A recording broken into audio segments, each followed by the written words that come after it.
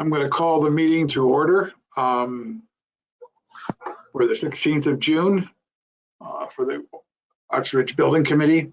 Our first item of business, as always, has been the approval of the minutes of the last meeting, which was May 13th. I sent out a draft to everybody. I hope you've had a chance to look at it. I realize it came out just yesterday afternoon. Are there any corrections or additions to the minutes as presented? I'll make a motion to move them, Kip. Duke. Okay, Duke, thank you. Do I have a second? Second, Katie. From Katie, okay. All those in favor, either raise your hand or say aye. Are there any opposed? Hearing none, the minutes are approved. Our next item of business is an explanation of, if you've read the progress report number 4 from May, it's all about the cable coming into the school. I'm going to turn it over to George and David to explain this. Okay, yeah, I just wanted to kind of give you an update on the primary feed, for EverSource. So we did get our encroachment permit. I got that the other day from Sean's Lawn. So we're kind of. Is that the DOT? Pardon me? Is that the DOT permit? Yeah, the DOT permit. So to cross the road, great. Okay.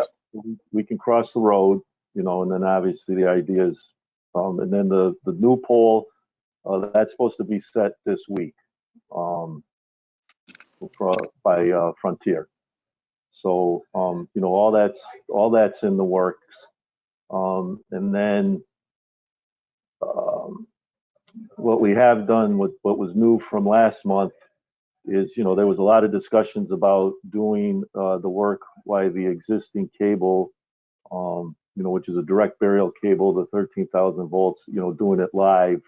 We basically told CLMP that, we're not going to be working around that area with the live cable. So what we did, with working with CLMP, and we'll be discussing it tomorrow as well. The new plan is to, there's a vault there that we put in, but however, it's too small for the new primary and then the existing primary. So we're gonna take this vault out and relocate it to the in front of the existing transformer, temporary, so that CLMP can run their temporary cable, and be able to splice into new transformer with this new vault. And then we're going to get a new larger switch vault and place it here. That will actually be permanent. And then the primary feed will come from the pole across Mansfield Ave. We'll run the primary feed to the new switch vault, and then from there it will split to the existing transformer and the the new transformer. So all that work is going to start this obviously this summer, probably maybe not next week, but the following week. So that right now is the current plan, with the primary feeders. And then what that does is that we'll be able to de-energize the existing direct burial cable, and then be able to work safely.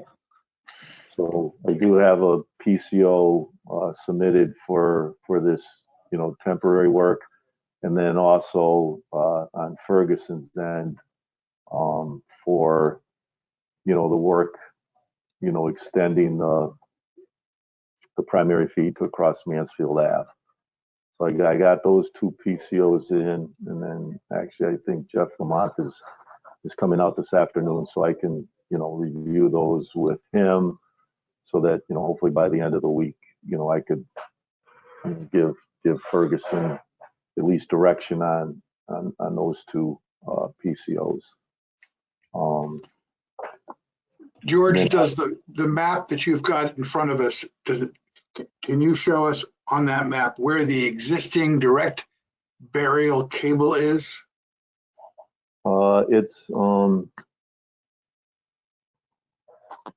It's kind of, let's see, it's actually, it's almost following this temporary path. So it kind of comes along the road here. Oh yeah, here it is, right there. It's kind of hard to see, but it kind of comes over here and then it dips down into the, yeah, there it is right there. It comes along the sidewalk and then it dips down into the parking lot, and then it comes all the way across, the parking lot, and then it comes back, comes back at some point, and then it's kind of very close to where I got the temporary line running. And then as So, you can see, as it dips down, all this is new. Like this is the new sanitary line, and that's actually probably 18 to 19 feet deep. And then, in this area, we actually crossed the existing cable like twice. And then between all the other utilities, we would have been crossing it about 12 times. So that's why we were, not able to do that when that cable's live. So what you see here, all the colors, like, those are all the new utilities that are going to be going in actually this summer. We have the deep storm. This is about 18 feet. And then we got the water lines. The rest of the utilities are between 4 and 5 feet deep. So we got the deep storm. We got the water. This is the electrical for the future charging stations. This is the power feed for the pump stations, and then this is all the storm, catch basins and such. So those are all the utilities. So it's very, very aggressive and a lot of work this summer. So do you have a cost for putting, I guess, a new old primary line in and all this, and this extension over to the transformer? yeah, this was yeah, I do got a cost from Ferguson on that. Just Ferguson, I think it was about 19,000. I don't have a cost from Sean's Lawns yet. And then this part, extending it, the permanent to across Mansfield Ave, I do have a cost for Ferguson. It's high, and that's why I want to talk to Jeff about, because I think there's some interpretation of the documents there on Ferguson's ends with the existing conduit versus new conduit. So that number was pretty high, but I do want to talk to Jeff and review it. And then I'm waiting for Sean's Lawns. They're still putting together the numbers. They kind of wanted to wait and see, because we are actually going to the water lines too. That was something that we we're working on, and Sean's wants to kind of get a idea of what we're doing there, because this had to be revised as well. So like this drawing actually shows the 8-inch water line tying into the existing water line, which was like only 4 inches. So writing we did RFI it, and kind of what the answer was we wouldn't tie into this 4-inch line. We would actually tie into the existing main, which is a 16-inch main, and then we would run the 8-inch, do a wet tap, and then run the pipe that way. But when Aquarian started looking at it, I guess their concern was that we would run the 8-inch into the property line, and then we'd have a 6-inch and a 4-inch, and then these would be our shutoff valves here. But Aquarian is required to have the shutoff valves within 10 feet of the property line for access. So we had a meeting with Banesh and CES I think Friday last week about reconfiguring this and the, you know, what we came up with. You know, there's the existing 6-inch line for the fire now, and there's the existing 4-inch line, and then the valves are actually located within the 10 feet of that, you know, right away for Aquarian. So what we're going to do is we're just going to keep those existing where they are, and then we're just going to run our 6-inch and our 4-inch, you know, kind of almost like a 1-for-1 replacement rather than running an 8-inch main. So we're, you know, we worked that out with the, you know, the engineers last Friday, and now it's just a matter of, you know, Aquarian, you know, blessing it before we give the directions to the trades. But Banesh has had a couple conversations with Aquarian, so I think we're pretty good with that. And then once we get that finalized, then I can get some numbers from Sean Zwan. Unbelievable. Okay. Yeah, it's, well, as you can see, there's a lot of stuff in a very small place. So Yeah. you know, just a lot of coordination, and then the last of it is the propane tank. So that is, we verified that's scheduled to be on site that first week in August. So that will, you know, kind of be one of the last things that go in. Is that indicated in the yellow? Yeah, that's indicated in the yellow. So this is the tank. We might have to move it a little bit, you know, maybe move it south, you know, maybe try to get it more into this island. But, you know, it's pretty much right there. And then this is the piping, which is pretty shallow, and then it's going into the building. But yeah, the yellow is the propane. George, this is Dave. Are we confirmed now as far as what's going to be in place for above ground piping related to that propane tank and means for protecting it? Well, as far as like bollards and stuff? Well, just be right, there's some piping that's inherent with that propane tank that has to be above grade, but that's not completely in an island, right? I believe there are vents associated with it, you're right. Which, when we did the original design, we made sure were on the end in the island. So Yeah. now that it's larger, we should just double check, George. Yeah, no, we're looking at that. That's, yeah, part of the reason we might want to move it down into this island, because it's, yeah, there's like a fill, you know, there might be a vent and some fill station, but yeah, Jim has all that worked out, but that's why we're thinking of, we might want to move it down here. I mean, it's not the whole propane tank, it's just like a, you know, a section. So that's why we're thinking, they'll do two things, you know. I think, you know, right now where it is, you know, you're coming right here and there's just a lot of traffic associated over here. You kind of move it down south a little bit, you know, there's just a little less traffic, and, you know, be able to protect that a little better. I just have one question about all of this. This is all, I can't believe all of this is, all these changes are due to just the fact that the existing power line is direct burial, and Eversource says we can't turn the darn thing off until we put a replacement line in. Is that really what's causing all of these changes? I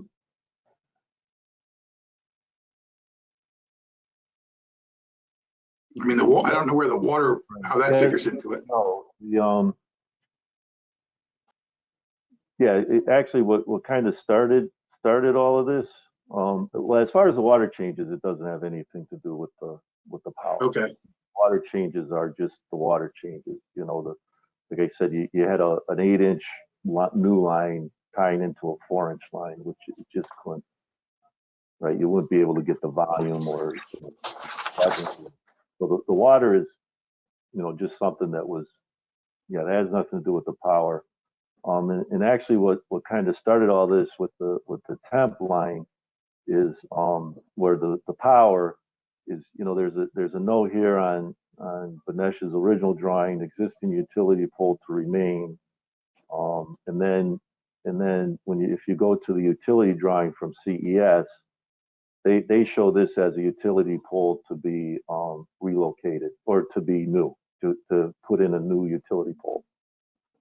And then also the original drawing shows that direct burial line being in conduit. So the original plan was to set a doghouse, on this set a doghouse switch box across the street here, and then we would feed off the existing pole to the switch, and then make our temporary connection from that switch, and then tie into the existing cable, to feed the existing transformer. But because this is a direct burial and it's not in conduit, you wouldn't be able to splice. And then the fact that CLMP won't shut it off and turn it back on, you weren't able to go from this switch vault to and splice the existing feed to the transformer. So the original showed us doing that, and you just couldn't do that because it's not in conduit. It's a direct burial, and CLMP said no, we're not going to do that. You could probably change the pole. Change out the pole rather than using an existing pole and go with the SU drawing and put in a new pole. But in order to do that, you'd be messing with all of the the traffic light and all of that. So when we met with CLMP for that first time, that's when we came up with that scenario of crossing Mansfield, putting a new utility pole here, and that way, this can be run independent, and we wouldn't have to really mess with this pole or do any of that work. So that's, so it's to answer your question, Kip, it's kind of both. Yes, it has a lot to do with, Eversource not being able to, shut the power down and then turn it back on. And then a lot has to do with, the utility pole, either remaining or being replaced. So. Great. Okay. Well, thank you for the explanation. Perfect. Are there any other questions? Then I move on to item number 3 on our agenda. I sent out a one-pager, which is a sort of a summary of the payments under the guaranteed maximum price contract. This is a form that Jen Chernesky and Richard Ruddle use when they're going through all of the approvals. And I thought it was rather a one-page snapshot of what was going on. And we'll continue to send it out to you each time we have another payment approved. We'll add it to the list cumulative. But you can see that through payment number 4, we've actually paid out $6,980,000, and we've held back $495,000, which is the normal retainage that we have. And you can see from this one page where the money's going to, and so you can quickly see that, where the bulk of the work has been. Obviously, site work has been very big. Concrete and masonry is following that. It's interesting that the plumbing and HVAC, most of that, I gather, is really material purchases as well as doing a lot of the planning work, which is that BMI system. Is that right, David?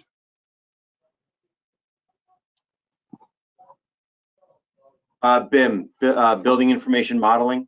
So Yeah. you're referring to the coordination process? Yeah, that was the plumbing. That's why plumbing and HVAC, we spent so much money already on that. George will likely know more of the details of that. Is that all BIM related, George, or is that some upfront equipment purchases? Well, some's a little bit upfront with the electrical. We have all the conduit and all that. But yes, Kip's correct in the majority is the, the BIM modeling, and they spend a lot of time with that on the modeling, because they use that for, well, like right now, all the BIM and the modeling that's been completed, and right now Ferguson, they're out here. Well, the mechanical has done the underground on the lower level. That's all complete, the storm and the sewer. So that's a big part of it as well. And then what they do after the modeling, they actually use all of that when they do all their layout. They have the the lasers that they use when they do all their layout. So they bring all that out there. It's programmed into their, they get the Tremble system, which is pretty much like almost like a transit. And that will, and they have targets, and they've laid out like all the hangars, all the the plumbing holes and all that's done right through the computer, from the BIM modeling all the way through. So it's a pretty extensive system. It's a lot of work up front, but then it saves a lot of time on the back end with just the layout and everything else. So. Okay. And if anyone's on the web camera, you can actually see the fruits of a lot of that labor. Even in the image, you'll see a whole bunch of spray painted marks on that elevated slab, orange and pink and green, and you'll see all that, where they were able to locate to within fractions of an inch where all the hangers for the MEP systems go. So you can see that right on the web camera. Right. Yeah, they have like a little laser they set up, and then they have a target, and it's all done through their BIM modeling, and then they'll lay out the hangers and the pipe faces and all that on the slab, and you'll see there's probably 1,000 of those marks, and then they just transfer that up into the deck when they start hanging their hangers. It's kind of interesting. It's the first time I've seen it. All right. Next item is to review the application for payment of number 5. And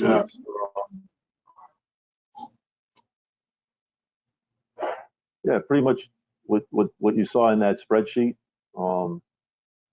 We have Capasso Concrete, Schenectady Steel, with the erections of B and C, being complete.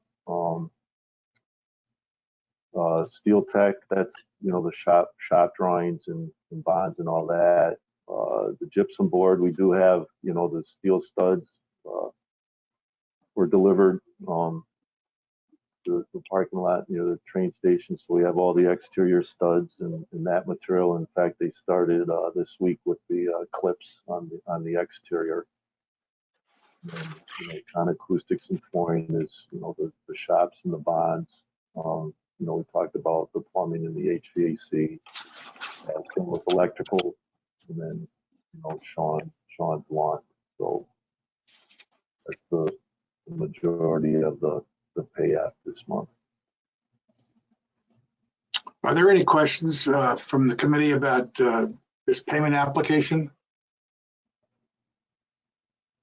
Okay, I need to, I'm going to make a motion to accept the payment application number 5 in the amount of $1,556,404.81 as presented to the meeting today. For approval. Do I have a second? Second. Sean will second. Sean will second. Okay. All those in favor of approving this payment, please either say aye or raise your hand. Aye. Are there any negative votes? Hearing none, the motion is carried. Thank you. Thank you. The next,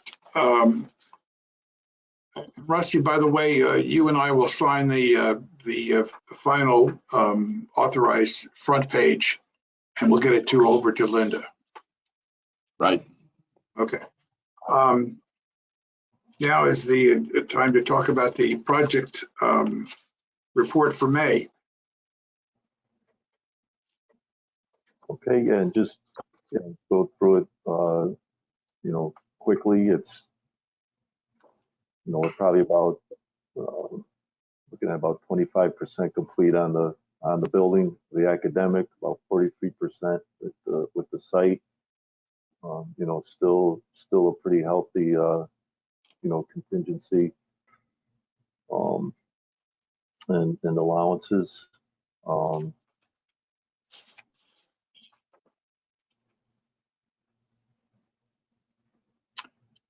I should add that we've talked about the concept of allowances, and either at our next meeting in July or at the latest August, we're going to have a fuller discussion of the allowances, both the allowances that were in the original GMP contract and any of the allowances that are being put on, so we can all understand this concept of money called allowances, because it's a substantial amount of money, and we want to know how it's being spent and when it's being spent. But that'll be for next month or at the latest August. Okay. All right, and then you know, as far as schedule impacts, you know, we did talk about the you know, the EverSource and the direct burial and all that. So I think we got a, you know, pretty good handle on that. We are going to meet with EverSource tomorrow to kind of, you know, finalize everything. I did get a commitment out of them, just verbal, but we will in writing. You know, them being able to come out around that second or third week in July to run the primaries and set transformers. But you know, we'll nail that down tomorrow. But that's kind of our target, is to have them come out, you know, like that third week in July to do that work. And then that kind of all hinges on, believe it or not, the pole that Frontier has to set across the street, which last we talked, you know, it should be done this week. So we'll just be following that pretty hard. 3 PRs were issued this period, as well as 2 SIs, and then, you know, 8 RFIs.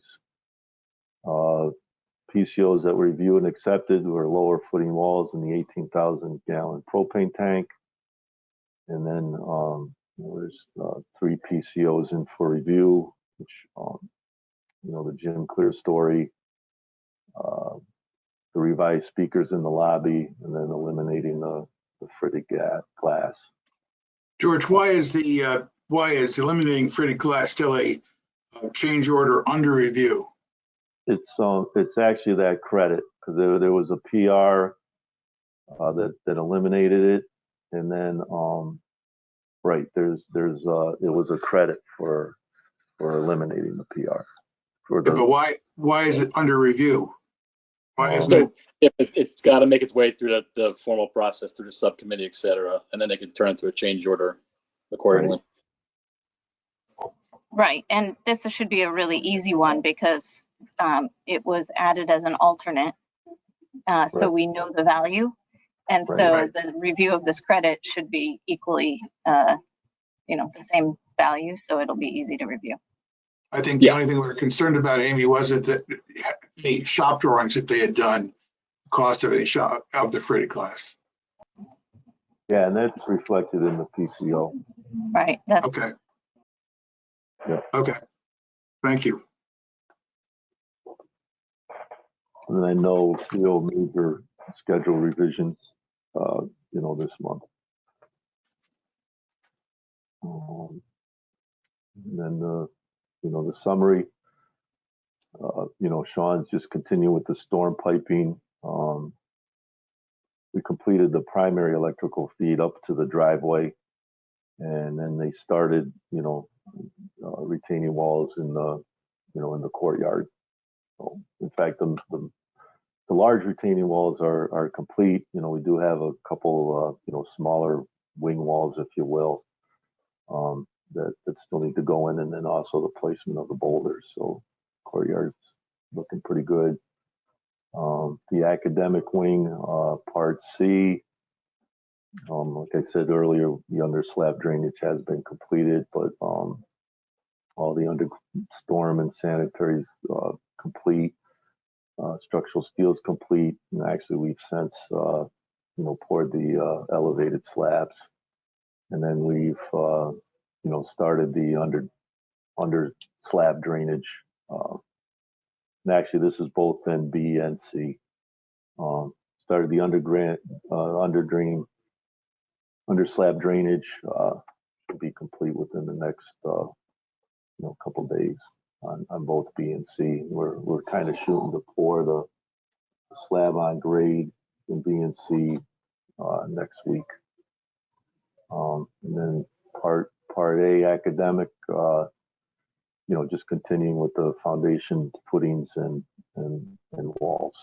So yesterday they poured, I believe, the last of the high walls, and now they're just starting with the interior piers and then moving up to the lower walls, the shallower walls in part A. And as far as the different trades, site works, continuing monitoring erosion, soil control, completed the waterproofing and backfilling of B. As I said, started under drainage work, started the stone walls. Capasso on the concrete, continue with footings in part A, and then we actually started and actually poured the elevated slabs in part A and B. And then Schenectady Steel, completed the erections part B and C. We've completed fabrication for part A. They're all set to start erecting A, and we're kind of shooting for that week of July 12th to erect the steel in part A. And then the rest is just pretty much submittals and delivery of materials for A. I mean for May. George, we were supposed to have in the monthly progress report from our last meeting a section called material procurement issues. I don't see that in here. Do we have any issues we want to? No, I didn't include it there. Right now I'll include it next month. But as far as procurement issues, we've been seeing some issues, obviously with right now it's the steel mesh and then like the roofing insulation. But we were able to kind of work through that and get those deliveries kind of when we needed them. So I will include that, Kip, but right now there isn't anything, with our materials delivery that would, delay the job. So Okay. I will include that report. We did have, I guess what they call a poll plan session with the trades for the building envelopes. And part of that was discussion on the materials delivery. So I think the only thing that really came up as far as pretty far out was we had some issues with the Roxol insulation, which is basically behind the steel panel, but it's not something that's gonna the exterior building envelope. I'm sorry, you said it was rock wool insulation? That's the mineral wool. The mineral wool. Mineral wool. Yeah. Yep. And that's pretty much behind the metal panels and the spandrel glass.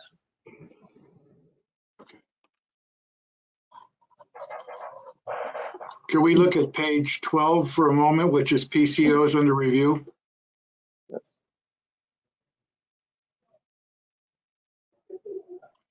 Okay, I had a question on the very last one, PCO 14, temporary electrical power. Is that that's not just for the generator that you're using now, is it? Or is it?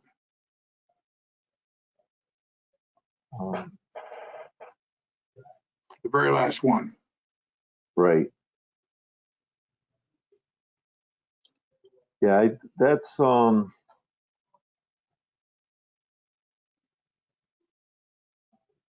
that's a combination of a few. Let me pull that out. I think that includes the, you know, the generator that we're using. And actually that might be the potential for, you know, Ferguson's, both Ferguson's, the temp. Let me pull that out. I think there's a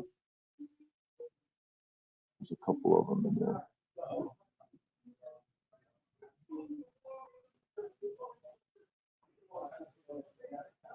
Well, I mean, it's under review, so it's not been settled yet, but Right. we just need some breakdown on that. That's sort of, it's a big Oh, yeah, number. that's in the PCO. Yeah, it's yeah. This is for like the generators that we're using on site instead of the, you know, getting the power off the street, and then also you know, fueling the generators and all of that. But I do have a breakdown of all of that.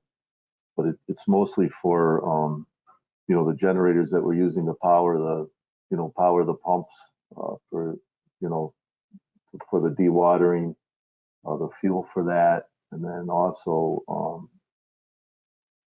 yeah, rentals of the generator and the fuel. So. And then that also includes Eversource's fee, which I could probably you know, make that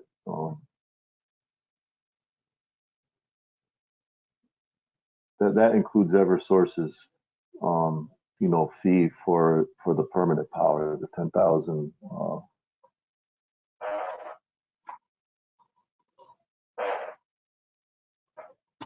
Okay. All right, George, yeah, let's review those after the meeting, and we don't have to go through the detail of that. We'll just No, not now. address it. Yep. Yeah, that's a combination. It's mostly the generators, the fuel for the generators, and then CL&P's cost to bring the primary on site. Okay. Anything else with the progress report? Any questions people have? Okay, the next item of business, do you want to show more? I'm sorry. Well, no, I didn't know if you want to see pictures, or we can just move on. You know, we have the pictures.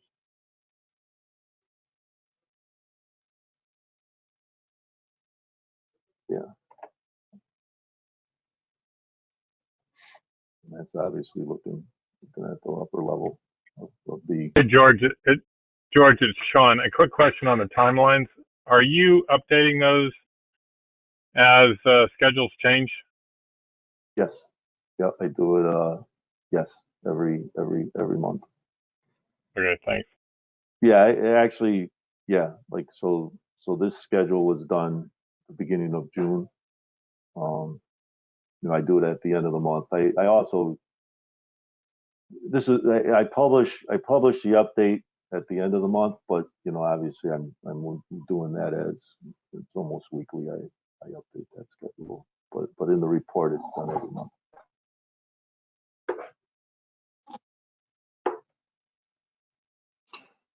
And then that's it. Yep, that's the high walls of A, and then B and C, and then you can kind of see this is the under slab drainage. You have a 12-inch or 6-inch perforated pipe and buried in the stone, and that's the courtyard, the boulders, and that's the, you know, the high retaining walls. There's another picture of the under drainage. Yeah, and they're working on the footings in A. No,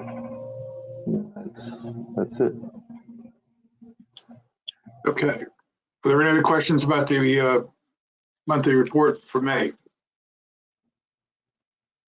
Next item of business is to talk about a change order It's a small amount of dollars, but I wanted, because it was strictly an aesthetic suggestion by Jeff Lamont that he got from another project he was working on. I think Amy mentioned that we have in the lobby and vestibule speakers for the public address system, and they were to be recessed into the ceiling. Now the ceiling is shown here on the right. That is the plan ceiling. It's sort of imitation wood ceiling. And the speakers were going to be literally recessed right up in those in the ceiling. And their alternate idea is to take cylindrical speakers, which are shown in the picture on below in black and white, and place them on the beams, which I didn't understand this originally, but are up high on the walls, but they're not at the ceiling level themselves, and place them on the beams so they'd be relatively obscure from sight, and put them there instead. Now, the total change, that is to say, get credit for not putting the recessed speakers in and instead using these other cylindrical speakers, is about $6,900. Well, there's a specific number on it. I guess this shows the white beam on the white steel beam, and then put the white speaker on that, so it would become relatively invisible to the eye. This is strictly aesthetic, and it could be literally approved. Doesn't need the whole committee to financially approve it, but I thought since it was sort of a nice to have, I don't want to be spending money on nice to haves unless people think it really makes some sense. And in many ways, I turn to the district or the principal to say, is this really something that's important aesthetically? But I tossed it out to the committee not to have a huge discussion, but I just thought when we're doing aesthetic things, it ought to be, people ought to be aware of it, because it's a minor amount of money, but then again, all these minor amounts add up, as we saw with our power line change. So a question I had on it, is this the proposal to replace the 5 original flush mounts with just 3 of these now? Is that the intent? I believe that's the intent, yes. Okay. And would these hang vertically, or? No, they'd be laid across the. If you can see in the drawing, there's a steel beam high up on the wall. There's a white steel beam, and they'd be laid on the steel beam, so they'd be above, on top of it, so it would be sort of not seen that much. It'd be relatively just, unseen. Okay. It's an effort not to pierce the what appears to be a wood type ceiling, which is actually a metal ceiling, but it looks like wood, right, Amy? Correct. Right. So again, yeah, it's a nice to have. Obviously, all of the other ceiling speakers will blend in through their white acoustic tile ceiling locations, and so that's why the white speakers are the standard for the project. And so here we're just providing the option. And silly question, I mean, the application, the speaker's okay to be placed horizontally then for acoustics and everything? Right. These are for the PA system. Yep. I think if it was a theater or someplace where we were really studying the acoustics of the space, we'd need to really study the sound waves. But Sure. Here it's just to allow people in the lobby to hear the announcements that are going on, which, 95% of the people will be in their classrooms listening to those announcements anyway. So it's more about not seeing the white speakers throughout the lobby. Correct. And they're, circular speakers, which also would stand out against the linear wood plank, fake wood plank look.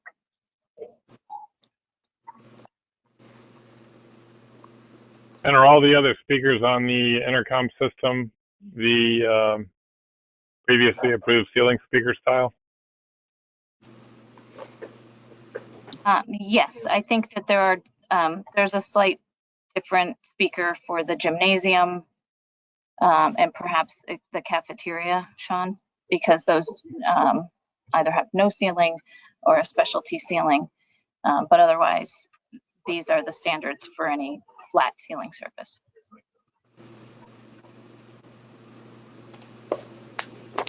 I mean, the only reason I bring the question up is that you're adding 3 more different types of speakers that when maintenance comes in 5 years from now and has to replace them, is it going to be easy to take these 3 and work with them, or is it easier just to match up the ones that exist in the other locations, setting aside cosmetic appearances?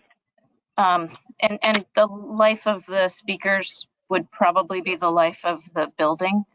I've not seen a school district replace PA speakers on a 5-year basis, but I'll let Mike speak to that.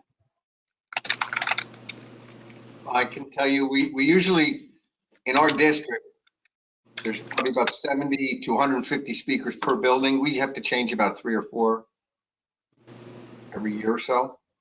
So it's a rare thing to have to change a speaker out. These look like they would be easy to get or easy to retrofit a certain size speaker inside the cylinder. If you couldn't get that exact model, I don't think that would be a big issue. It would be easier to work on rather than something flat and stuck up in the ceiling, something I can get to that sits on a beam. I just have to get up there with a lift. It's easier for us to work on it. We have no issue going with these speakers at all.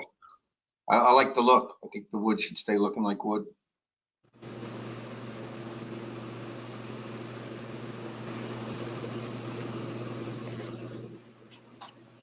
So if everybody's happy with this, we'll just go ahead with this as a PCO change order, unless I hear major objections. Okay, it's a small item. I just wanted to make sure that because it was aesthetic only, I wanted to make sure that everybody had at least a say in this one. Not that it requires it for specifically in terms of our levels of approval. All right. Are there any other items to be discussed this morning about the project? Any other questions people want to bring up? Katie.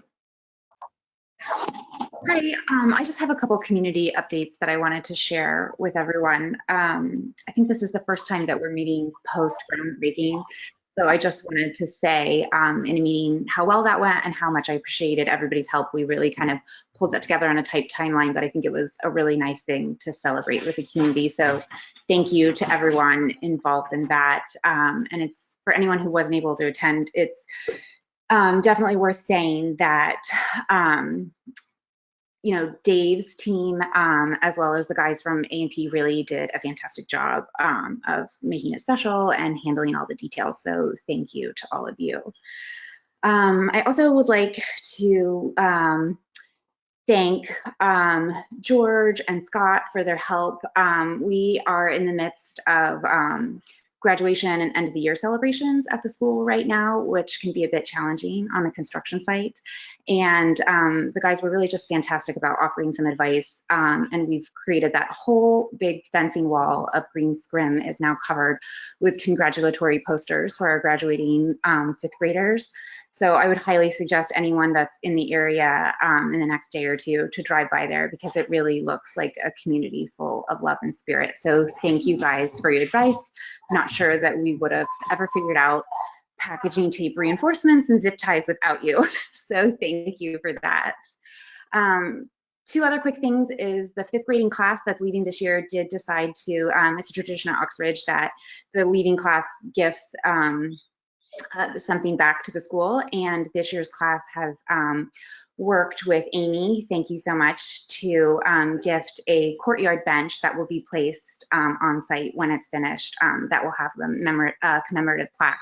So we just think this is really nice that the kids are thinking about paying it forward, and also will have an opportunity to come back and see the new school that they, kind of were very patient with in this past year that they won't attend classes in. So we're looking forward to having an event for them. And then last, The Oxbridge PTO is planning to sponsor the coffee truck that's on site every day for one morning next week, so that any workers are able to get a coffee and a sandwich courtesy of the PTO. Here, here. That's very nice. Katie, they're still going to have the graduation ceremony at the field, right? So that was yesterday. It was at Highland Farms.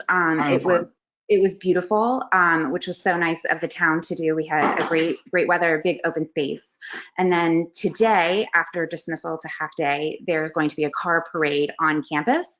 So fifth graders will come with their parents and just drive through the loop so that the staff is able to give them a send off, since the graduation wasn't able to take place on site and due to cohorting also. So hence why we kind of filled that whole scrim with posters to make it really fun for everyone to drive through.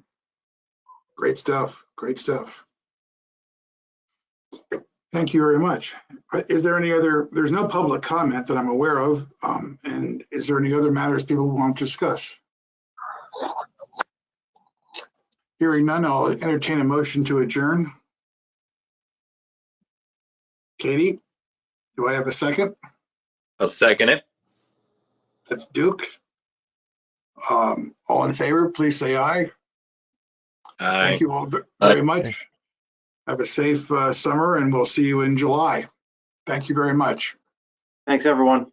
Bye-bye. Bye, everyone. You can stop the recording.